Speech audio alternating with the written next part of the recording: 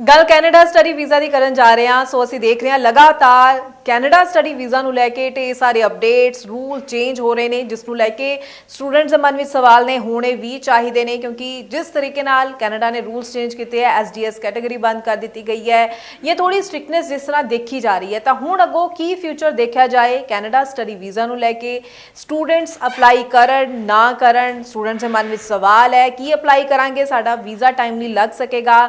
ਇਹ ਵੀ ਸਵਾਲ ਸਟੂਡੈਂਟਸ ਦੇ ਮਨ ਵਿੱਚ ਨੇ ਕਿ ਸਾਨੂੰ ਕੈਨੇਡਾ ਲਈ ਅਪਲਾਈ ਕਰਨਾ ਚਾਹੀਦਾ ਹੈ ਜਾਂ ਕਿਸੇ ਹੋਰ ਚੰਗੀ ਆਪਸ਼ਨ ਬਾਰੇ ਸੋਚਣਾ ਚਾਹੀਦਾ ਹੈ, ਇਹ ਵੀ ਸਵਾਲ ਨੇ। ਸੋ ਤੁਹਾਡੇ ਸਾਰੇ ਹੀ ਇਹਨਾਂ ਸਵਾਲਾਂ ਦਾ ਜਵਾਬ ਅੱਜ ਦੀ ਵੀਡੀਓ ਜ਼ਰੀਏ ਤੁਹਾਨੂੰ ਮਿਲਣ ਜਾ ਰਿਹਾ। ਸਵਾਗਤ ਹੈ ਜੀ ਸਾਰਿਆਂ ਦਾ। ਮੈਂ ਹਾਂ ਹਰਜੋਤ ਕੌਰ।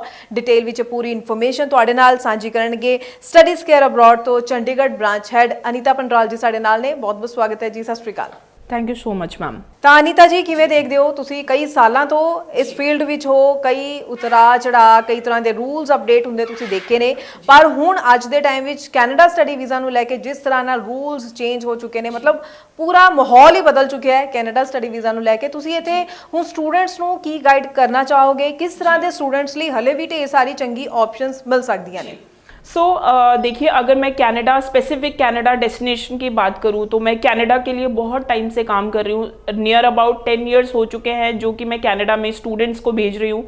अभी तक काफ़ी थाउजेंड्स में स्टूडेंट्स को भेजा है, लेकिन ये वाला जो एनवायरनमेंट है ये पहली बार देखा है कि कनाडा इस तरह से day by day rules change कर रहे हैं। मैं इस चीज़ का रीज़न भी आप लोगों को बताना चाहती हूँ कि जो ये day by day rules change हो रहे हैं वो किस वजह से हो रहे हैं। जितने भी स्टूडेंट्स कनाडा में हैं, सबसे बड़ी जो प्रॉब्लम स्टूडेंट्स को इस टाइम पे फेस करनी पड़ रही है वो है अकोमोडेशन की।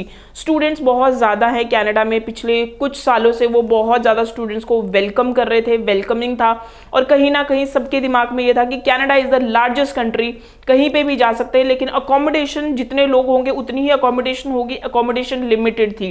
तो कनाडा में अकोमोडेशन की प्रॉब्लम थी, इसीलिए कनाडा के जो रूल्स हैं वो डे बाय डे चेंज हुए, because they also don't want कि जो स्टूडेंट्स आए वो प्रॉपर उनको एक रहने की जगह हो, उनके पास काम हो, सो दैट उनका सर्वाइवल होता रहे। इसी चीज़ को करके कनाडा डे बाय डे अपने रूल्स चेंज करता रहा है। तो अभी जो रिसेंट अपडेट आया है उसमें बिल्कुल जो एसडीएस कैटेगरी है उसको ख़त्म कर दिया गया है। अब जिनकी भी प्रोफाइल्स लगेगी वो नॉन एसडीएस कैटेगरी में लगेगी, जनरल कैटेगरी में लगेगी। यानी कि आप अब कोई भी बाउंड नहीं हो, आपको अब जीआईसी फीस पे करने की ज़रूरत नहीं है, आपको 1 ईयर की ट्यूशन फीस पे करने की ज़रूरत नहीं है, आप 6 मंथ्स की फ़ीस के साथ भी जा सकते हो, आप एक्सेप्टेंस फ़ीस के साथ भी जा सकते हो। देखिए, कनाडा का सबसे पहले तो प्रोसेस हमें समझना बहुत ज़्यादा ज़रूरी होता है। कनाडा की जब ऑफर लेटर आती है, उस ऑफर लेटर पे आपको एक अमाउंट लिखा होता है कि you can pay the acceptance fees. जो एक्सेप्टेंस फ़ीस होती है कई यूनिवर्सिटीज़ की तो $1000-1500 होती है, कई यूनिवर्सिटीज़ बोलती है हमें 6 महीने की फ़ीस पे करो, कुछ कॉलेज यूनिवर्सिटी बोलते हैं कि साल की फ़ीस पे करो। तो जो कॉलेज यूनिवर्सिटी बोलेगी स्टूडेंट्स वो पे करते हैं, लेकिन मेजॉरिटी ऑफ द इंस्टीट्यूट ये बोलते हैं कि आप खाली डिपॉजिट यानी कि एक्सेप्टेंस फ़ीस पे कर दो, दैट इज़ $1500 और $2000। तो अब जब पहले स्टूडेंट्स के माइंड में ये होता था कि हमने फाइल एसडीएस में लगानी है, या फिर एजेंट के माइंड में ये होता था कि हमने वीज़ा फाइल को एसडीएस में लगाना है, तो वो एसडीएस को ध्यान में रखते हुए आपकी जो फीस है वो 1 साल डिपॉजिट करवाते थे और जीआईसी भी पे करते थे, जिसकी वजह से आपका वीज़ा चांसेस हमेशा अच्छा रहता था। लेकिन अब इस तरह की बिल्कुल जो बाउंडेशन है वो ख़त्म हो चुकी है। यानी कि वो स्टूडेंट भी बिल्कुल वीज़ा फाइल अप्लाई कर सकता है जिसने खाली एक्सेप्टेंस फ़ीस दी, यानी कि $1000-1500 फ़ीस पे कर दी, और वो स्टूडेंट भी कर सकता है जिसने साल की फ़ीस पे करी। और कई स्टूडेंट्स तो अभी भी for the safer side GIC payment भी कर रहे हैं। अब ऐसे में होगा क्या, वो वाले एजेंट्स आपको बहुत इन्फ्लुएंस करेंगे, जिनकी जो एडवर्टीजमेंट आप देखते होंगे आए दिन, सारी फीस आफ्टर वीज़ा, कोई भी फीस आपको पहले नहीं देनी है, आप जितनी भी फीस दे सकते हो आफ्टर वीज़ा दे दो, और आपकी वीज़ा फाइल जो है वो हम 10 दिन में लगा लेंगे, 15 दिन में लगा लेंगे। अगर आप इस तरह के किसी भी इन्फ्लुएंस में देखिए, ये जो चेंजेस हुए हैं कनाडा में ये इन पैकेजेस की वजह से हुए हैं, ये पैकेजेस की वजह से हुए हैं। सो अब कहीं ना कहीं पहले ये होता था कि एजेंट ज़रूर अपनी जेब से पैसा लगाता था, वो आपकी जीआईसी के पैसे भी फिल कर देता था, वो आपकी ट्यूशन फीस के पैसे भी फिल करेगा, लेकिन अब एजेंट को आपकी प्रोफाइल लगाने में उसका फाइनेंशियली कोई लॉस नहीं होगा। वो एक्सपेरिमेंटल पे में भी हो सकता है वो $2000 दे के भी आपकी वीज़ा फाइल को हाई कमीशन में लगा लेगा।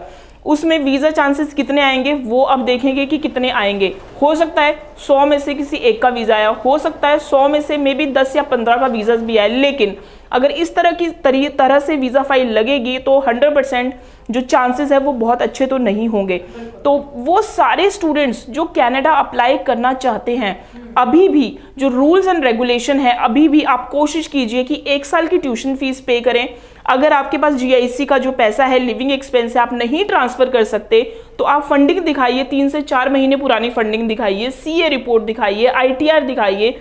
आपके पास प्रॉपर जितना भी है, CA रिपोर्ट में तो सब कुछ ही आ जाता है, आपके घर में कितनी प्रॉपर्टी है, कितना गोल्ड है, कितनी आपकी एसेट्स है, वो सारा सब कुछ आ जाता है। तो I would recommend to all the students कि आप बिल्कुल 1 साल की फीस के साथ जाइए, बिल्कुल भी कॉम्प्रोमाइज़ मत कीजिए इस टाइम पे अपनी प्रोफाइल में, क्योंकि अब बहुत सारे स्टूडेंट्स एप्लीकेशन अप्लाई करेंगे कनाडा में। बिकॉज अगर कनाडा में जो एप्लीकेशंस आएंगी वो वाले स्टूडेंट्स भी आएंगे जो कि सिर्फ एक ट्रायल के लिए कनाडा अप्लाई करना चाहते हैं। बिकॉज कनाडा में अगर आपका रिफ्यूज़ल आया तो कनाडा का रिफ्यूज़ल ना, कनाडा में दोबारा अगर आपको रीअप्लाई करना है तो उसमें भी प्रॉब्लम नहीं डालता, या फिर अगर आपने कनाडा के बाद किसी और कंट्री को फाइनलाइज करना है तो उसमें भी ऐसा कोई प्रॉब्लम नहीं है। आप कनाडा का रिफ्यूज़ल आया तो आप न्यूजीलैंड, UK, US आप बिल्कुल अप्लाई कर सकते हो, there is no problem at all.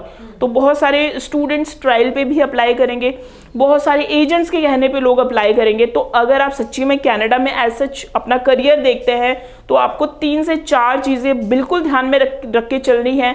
Number 1, your course should be as per the जो उनकी लिस्ट आई है जिसमें वर्क परमिट है, आप उन्हीं कोर्सेज में जाइए। अगर आप अंडर ग्रेजुएट स्टूडेंट हैं, 12th पास आउट हैं, तो गो with the university, bachelor degree के लिए अप्लाई करें, आपके वीज़ा चांसेस ज़्यादा होंगे।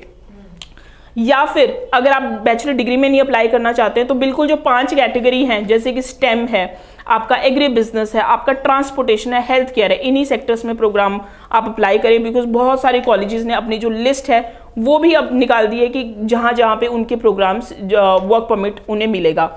और दूसरी चीज़, go with the 1 year tuition fee. आप 1 ईयर ट्यूशन फीस के साथ ही अप्लाई करें जैसे पहले करते थे, सो दैट आपके वीज़ा चांसेस अच्छे हों। आपकी प्रोफाइल बहुत अच्छी है, आपकी प्रोफाइल यूनिवर्सिटी की एंट्री रिक्वायरमेंट मीट कर रही है, यानी कि अगर आप मास्टर्स के लिए जा रहे हो तो 6.5 नॉट लेस देन 6। अगर आप 12th पास आउट हो और आप अंडर ग्रेजुएट डिप्लोमा या डिग्री के लिए जा रहे हैं तो भी मैं तो रेकमेंड करूँगी 6.5 के साथ जाएँ, बट अगर 6 ईच हो तो ज़्यादा बेटर है आपके लिए। और 1 ईयर की ट्यूशन फीस मैं ऑलरेडी आपको बता चुकी हूँ। जितनी हो सके फंडिंग और ITR ये सारा सब कुछ दिखाएं। आपको ज़रा भी कंफ्यूजन हो, you can just call us and you can send your profile on our WhatsApp number so that we can guide you in the better way, और आपको जो प्रोग्राम है वो बिल्कुल रेलिवेंसी का मिले, सो दैट आपका जो वीज़ा है वो आए। और एक विंडो ज़रूर दीजिए अपनी वीज़ा फाइल में, यानी कि लेट सपोज आपने आज अप्लाई किया तो हाई कमीशन को 2 से 3 महीने का टाइम दीजिए। बिकॉज वो नॉन SDS कैटेगरी में जब प्रोफाइल लगेगी तो कहीं ना कहीं वीज़ा तो थोड़े डिले होंगे ही होंगे। जी जी जी बिल्कुल। तो अनीता जी ने पूरा डिटेल में आपको गाइड किया है, समझाया है, तो स्टूडेंट समझ सकते हैं कि कितना ज़रूरी है टाइमली और सही ढंग से अप्लाई करना। कनाडा स्टडी वीज़ा की बात करें, अभी भी अच्छी ऑप्शंस आपको मिल सकती है, ज़रूरत है एक अच्छे कंसल्टेंट की। तो मन में कोई भी सवाल है, डाउट है, तो नंबर लगातार डिस्प्ले, इस पर कॉल कीजिए, पूरी इन्फॉर्मेशन लीजिए, या फिर इनके ऑफिस आप जा सकते हैं, स्टडीज़ केयर के ऑफिस जाइए, अपने डॉक्यूमेंट्स ज़रूर साथ में लेकर जाइए ताकि असेसमेंट की जाए, राइट ऑप्शंस आपको टाइमली गाइड की जा सके। बहुत बहुत थैंक्स अनीता जी, ये पूरी इन्फॉर्मेशन स्टूडेंट्स के साथ आपने शेयर की है। थोड़ा सा आप ये भी बता दीजिए अभी कौन से इनटेक के लिए स्टूडेंट अप्लाई कर सकते हैं? मैम, जो इनटेक अवेलेबल है वो अभी मे इनटेक भी अवेलेबल है, which is the shortest intake in Canada, but I would recommend, because अभी जो सिचुएशन है वो बहुत अनप्रेडिक्टेबल है। क्योंकि जब CIC की जो ये गाइडलाइन आई थी, उन्होंने रीज़न ही यही लिखा था कि हम SDS कैटेगरी हमने इसलिए इंट्रोड्यूस करी थी कि सो दैट हम स्टूडेंट्स को जल्दी से जल्दी वीज़ा दे पाए। तो अब हम उसको बंद कर रहे हैं SDS कैटेगरी को। दैट मीन्स उनके भी माइंड में ये है कि दे आर नॉट बाउंड कि डिसीजन इतने टाइम में देने हैं, तो कुछ प्रोफाइल के लिए टाइम भी लगेगा। तो अगर आप कनाडा अप्लाई करना चाहते हो तो आप अभी से सितंबर इनटेक कंसीडर करके चलें, अपनी ऑफर लेटर मंगवाएं, सो दैट आपका जो डिसीजन है वो टाइम रहते आए। ठीक है, बिल्कुल। तो बहुत बहुत थैंक्स अनीता जी, पूरी इन्फॉर्मेशन स्टूडेंट्स के साथ शेयर की है आपने।